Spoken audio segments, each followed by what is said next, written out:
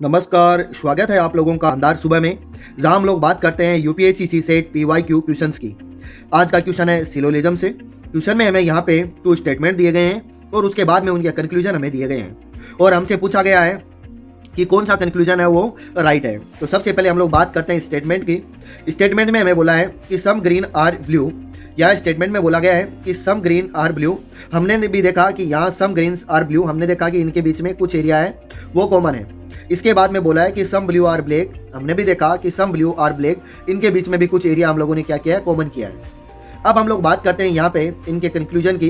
तो first conclusion की बात करते हैं जिसमें बोला है कि सम ग्रीन आर ब्लैक। हमने देखा कि सम ग्रीन है वो क्या है, यहाँ पे ब्लैक है, इनके बीच में कुछ एरिया कॉमन होना चाहिए।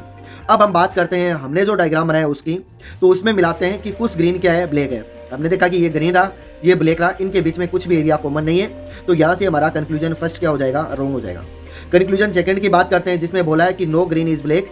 इसका मतलब जो ग्रीन है और जो ब्लैक हमारे पास में है उनके बीच में कुछ भी एरिया कॉमन नहीं होना चाहिए और साथ में इस तरीके का क्रॉस का सिंबल भी होना चाहिए। हमने देखा कि ग्रीन यहाँ पे है, ब्लैक यहाँ पे। हाँ, निश्चित तौर पे एरिया इनमें कॉमन नहीं है, लेकिन ऐसा सिंबल यहाँ अवेलेबल नहीं है दोनों के बीच में। तो यहाँ से हम कहेंगे कि कंक्लूजन सेकंड भी हमारा क्या होगा, रॉन्ग होगा। इसके बाद में चलते हैं किस पे, कंक्लूजन नंबर थर्ड पे, जिसमें बोला है कि all green are a blacks. हमने देखा कि जो ग्रीन का सर्कल है वो किस में होना चाहिए, ब्लैक में। हमने देखा कि ग्रीन का यहाँ है, ब्लैक का यहाँ पे, तो इनमें कुछ भी कॉमन नहीं है। तो यहाँ पे कंक्लूजन थर्ड भी क्या हो जाएगा, रॉन्ग हो जाएगा।